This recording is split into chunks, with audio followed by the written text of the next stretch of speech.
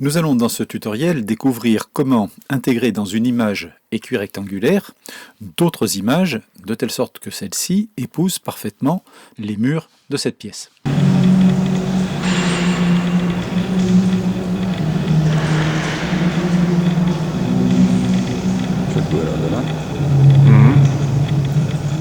Pour pouvoir réaliser cela, il me faut dans un premier temps avoir une image équirectangulaire, c'est-à-dire une image dont la largeur fait le double de la hauteur. J'ai ici un fichier pointif qui contient une image équirectangulaire. Je vais donc intégrer cette image dans Photoshop dans un environnement 3D de telle sorte que on puisse naviguer à 360 degrés à l'intérieur de cette image. Je ferme mon aperçu, je viens dans Photoshop, je clique sur le menu 3D, puis je viens sur Panorama sphérique et enfin sur Importer un panorama. Je clique gauche, je choisis mon image équirectangulaire, je clique sur le bouton Ouvrir, je vais maintenant indiquer la taille de mon image. Cette image fait 5120 pixels sur 2560 pixels. Je vais cliquer sur OK, je patiente quelques secondes, je valide avec oui, je vais garder le profil colorimétrique de mon image, je fais OK. Me voilà donc dans un environnement à 360 degrés. Alors là, j'ai le nez dans le mur, puisque cette image représente une toute petite pièce. Je vais prendre un peu de recul. Pour ce faire, vous avez sur la droite de l'écran, dans les propriétés, la case champ angulaire qui vous permet de régler l'angle de vue. Alors ici, je vais reculer de manière à pouvoir avoir sous les yeux à la fois des verticales et des horizontales. Ces verticales et ces horizontales vont m'être utiles pour cadrer parfaitement mon image. Alors pour pouvoir cadrer une image, il vous suffit tout simplement, à partir de la règle en haut, de glisser un trait de construction, comme ceci, et venir mettre ce trait de construction sur une ligne horizontale de l'image que vous avez sous les yeux. De la même manière, je vais prendre une règle verticale que je vais venir mettre sur une verticale. Ici, je suis à peu près correctement positionné, c'est-à-dire que mon mur est parallèle à moi. Maintenant, si on observe dans l'onglet Calque la structure que nous avons ici, on s'aperçoit que nous avons la partie 3D qui est le premier calque, et ce premier calque contient une texture. Cette texture, c'est la galerie générique EQUI, c'est-à-dire le fichier pointif que j'ai ouvert précédemment. Je vais, avant de faire quoi que ce soit d'autre, double-cliquer sur le calque contenant la texture. Le fait de double-cliquer sur ce calque m'ouvre dans un autre onglet, m'ouvre mon image équirectangulaire. Je vais créer un calque vide. L'idée est la suivante. Lorsque je vais intégrer une nouvelle image à l'intérieur de mon 360, je souhaite que cette image ne soit pas collée à la texture. Je veux qu'elle soit dans un calque individuel, de manière à pouvoir la retravailler éventuellement. Maintenant que j'ai créé ce nouveau calque, il ne me reste plus qu'à fermer cet onglet. Ce n'est pas une obligation, je peux aussi le laisser ouvert si je le souhaite. Je clique sur Enregistrer. Me revoilà dans mon environnement à 360 degrés. Je vais faire Fichier, Ouvrir, et je vais ouvrir une image, par exemple celle-ci, Ouvrir. Cette image s'ouvre comme toute image, dans un onglet qui lui est propre. Je vais réduire mon image à un seul calque, je sélectionne le dossier qui contient les informations de colorimétrie sur cette image, je tiens la touche commande ou contrôle enfoncé suivant que vous soyez sur Mac ou sur PC, et je clique sur mon image. Je lâche mon clavier, j'appuie maintenant sur la touche Alt, et sur ma sélection, je fais un clic droit, et je viens sur fusionner les calques tout en tenant la touche Alt enfoncée. J'obtiens ainsi un nouveau calque, qui est la fusion des deux calques qui sont en dessous. Ce calque que je viens d'obtenir, je vais le prendre et je vais glisser directement à l'intérieur de mon environnement à 360 degrés. Je lâche mon image. Avant de manipuler cette image, pour qu'elle garde la meilleure qualité possible, je vais la convertir en objet dynamique. Pour ce faire, je viens sur le calque qui contient l'image, clic droit, et je viens sur l'option « Convertir en objet dynamique ». Maintenant, je vais redimensionner mon image. Je la positionne. Lorsqu'elle est à l'emplacement et à la taille qui me convient, je valide avec « Entrée ». Alors là, je pourrais directement dire, ben voilà, je souhaite intégrer cette image à l'intérieur de mon 360. Avant, je vais faire un petit effet sur cette image, par exemple, je vais venir sur Calque, je vais venir sur Style de calque et sur Ombre portée.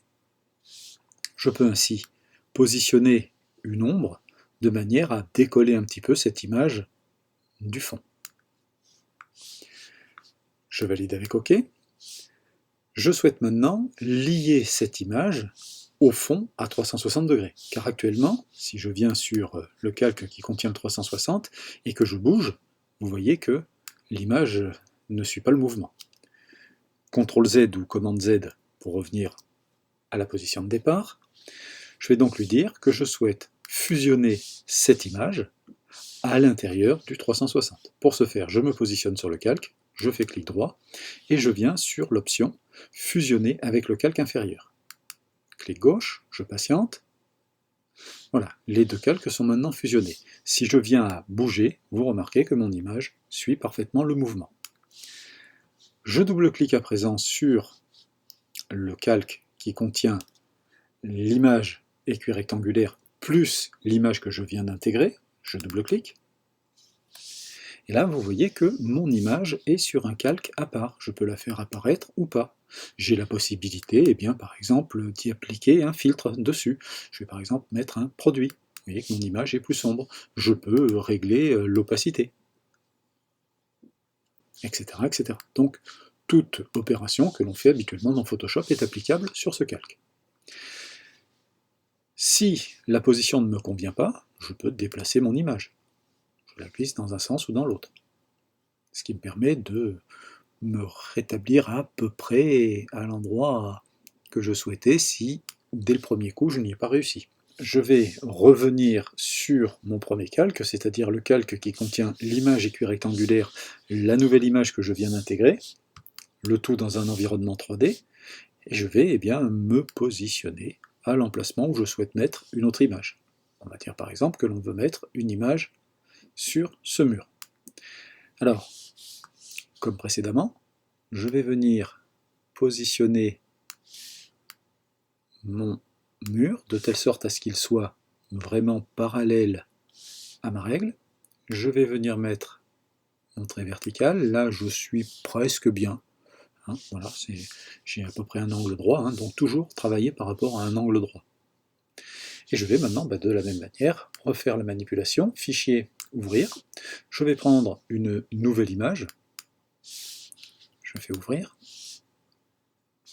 je garde le profil, OK, voilà mon image. Alors sur cette image, par exemple, eh bien, le logo là, qui est là, je n'en veux pas. Je l'éteins, je prends l'élément qui m'intéresse, commande ou contrôle enfoncé, suivant que vous soyez sur Mac ou sur PC, je prends ce deuxième calque, je lâche mon clavier, j'enfonce maintenant la touche Alt, je fais un clic droit et je dis que je veux fusionner les calques. Le principe est toujours le même. Il ne me reste plus qu'à prendre ce calque et à le glisser, tout bêtement, ici. Clic droit dessus, convertir en objet dynamique, je n'ai plus qu'à réduire et à positionner. On va encore réduire cette image, voilà, pour qu'elle tienne à peu près sur le mur.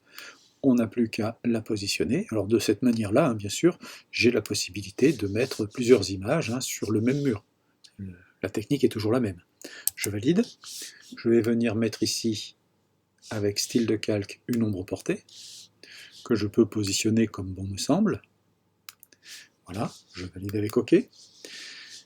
Avant de fusionner, je vais vérifier à l'intérieur de ma texture que j'ai bien un calque vide pour réceptionner cette image. Je me positionne, et là je vois que non, j'ai oublié de faire ce calque. Je vais donc créer un nouveau calque. Je reviens dans mon 360 degrés, et je vais faire clic droit, fusionner avec le calque inférieur.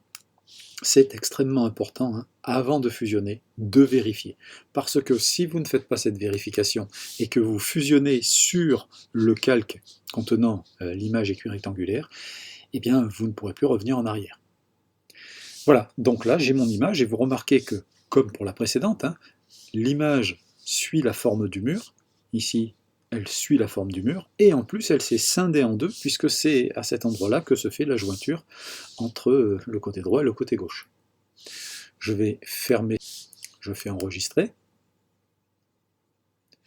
Maintenant, si je bouge ma souris, je vois que mon image suit parfaitement le mouvement. Alors ce qu'on a fait pour des images hein, peut être fait très exactement de la même manière pour mettre par exemple du texte.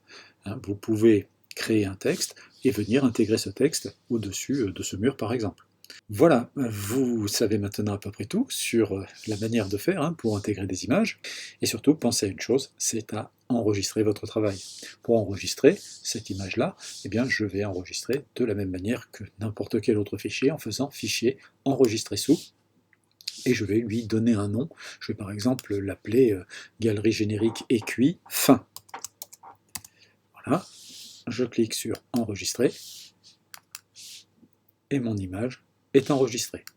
Maintenant que votre fichier Photoshop est enregistré, vous avez le besoin d'extraire de ce fichier une image équirectangulaire contenant les photos que vous venez d'intégrer.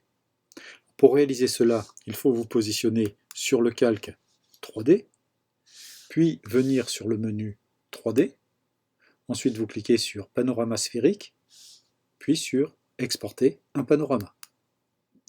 Vous donnez un nom à votre image finale, je vais l'appeler EQI finale, et je vais choisir un format. J'ai le choix entre Photoshop, BMP, etc. Moi je vais prendre JPEG, puisque le logiciel de visite virtuelle utilise le format JPEG. Je vais maintenant cliquer sur Enregistrer. Voilà, le travail est enregistré. Je vais réduire Photoshop, et nous allons voir un petit peu ce que donne cette image finale. Vous voyez que mon image est bien équirectangulaire, elle fait bien le double en largeur par rapport à sa hauteur. Les photos que j'ai intégrées sont bien en place. Je peux maintenant utiliser ce fichier JPEG dans donc n'importe quel logiciel de visite virtuelle.